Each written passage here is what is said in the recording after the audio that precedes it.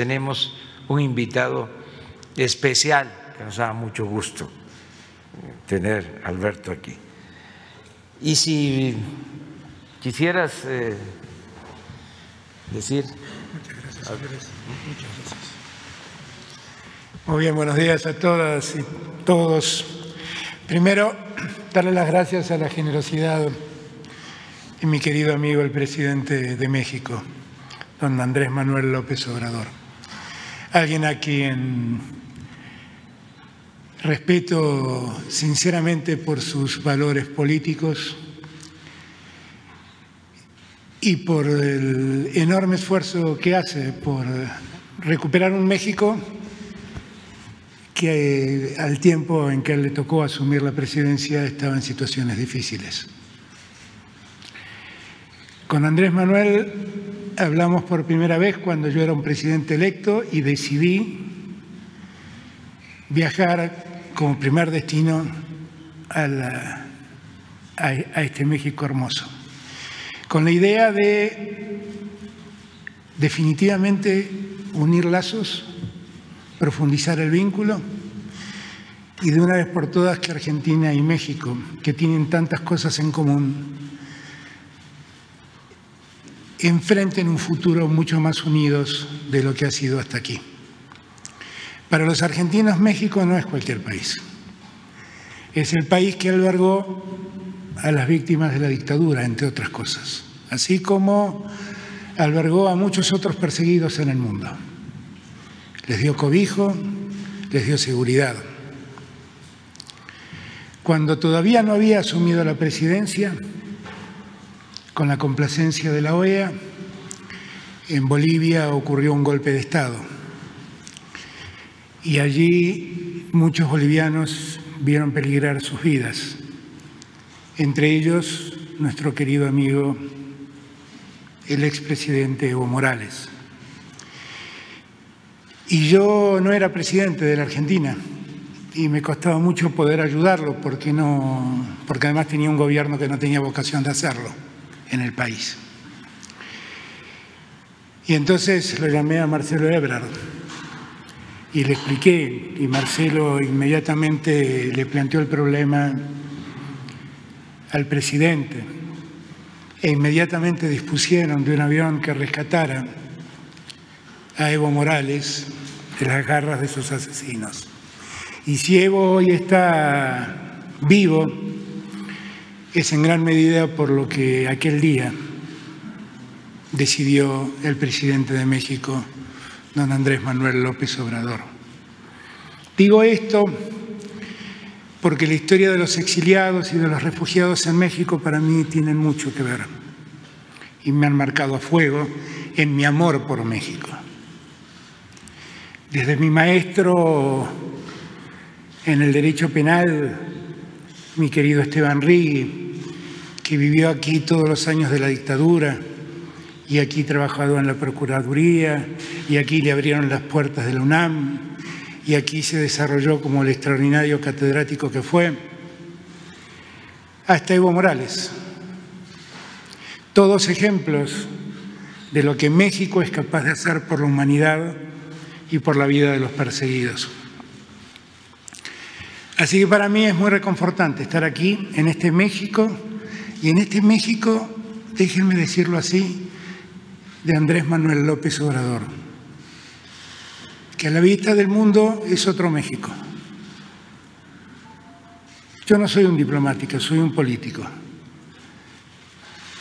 Hace un tiempo atrás, a un presidente, un responsable europeo de una potencia europea, que me preguntó cómo veía la situación del continente y me preguntó puntualmente por México. Le dije definitivamente, por fin México tiene un presidente como merecen los mexicanos. Por primera vez México en muchos años tiene un presidente con valores morales y éticos como merecen los mexicanos. Yo con esos valores y con esa prédica de Andrés Manuel me siento absolutamente identificado. Y siento que es el deber de Andrés Manuel y mío profundizar los lazos de Argentina mucho más allá de que México aparezca cada vez que los argentinos deben exiliarse. Yo quiero que en mi país no haya más exiliados, argentinos que deban irse por persecuciones políticas. Pero la verdad es que siempre estaremos agradecidos a México por cómo abrió las puertas a esos argentinos. Pero Argentina y México tienen un futuro, y tienen un futuro en Latinoamérica. Y Latinoamérica tiene un futuro. Y ese futuro pasa por la unidad de los esfuerzos. Con lo cual, yo le agradezco toda la generosidad de las palabras de Andrés Manuel. Pero que México y Argentina estén unidos es un deber que tenemos. Que Argentina y México encaren un futuro común y que esto ayude a la América Latina es una obligación que tenemos. Desde el país más norteño de la América Latina hasta el país más austral de la América Latina, tenemos que ser capaces de trazar un eje que una a todo el continente. Ese es el deber que tenemos con Andrés Manuel. Empezamos con una experiencia grata, la de producir la vacuna que los latinoamericanos necesitan para terminar con esta pandemia espantosa. Y lo estamos haciendo. Ya el laboratorio argentino ha mandado, como bien dijo el canciller, 12 millones del principio activo para desarrollar la vacuna. Y como bien también dijo el presidente, a partir de abril, ese maravilloso laboratorio que conocí ayer con tecnología de última generación, vamos a poder hacer realidad ese objetivo que nos propusimos. Y en ese sentido, yo quiero acompañar la gestión de México en favor de la universalización de la vacuna. Y quiero acompañar las quejas de México por la forma en que la vacuna se ha acaparado en una decena de países en desmedro de muchos otros. Escuchaba recién la exposición del canciller y lo escuchaba decir y mostrar cuáles eran todos los contratos que se habían firmado y que se estaban incumpliendo, por distintos motivos, pero incumpliendo. No es ni más ni menos lo que le está pasando a Argentina. Nosotros estamos, igual que México, tratando de sortear esa falta de vacunas, recurriendo a todas las ofertas que en el mundo se dan, ofertas que además tienen que tener la seriedad adecuada, tienen que tener la aprobación de la autoridad sanitaria, haber desarrollado las 3 fases necesarias para garantizar la calidad de una vacuna. Y así como lo hace México, también nosotros desarrollamos contratos con AstraZeneca, desarrollamos contratos con COVAX, desarrollamos contratos con Sinopharm y desarrollamos contratos con el Instituto Gamaleya y con el Fondo Soberano de Rusia.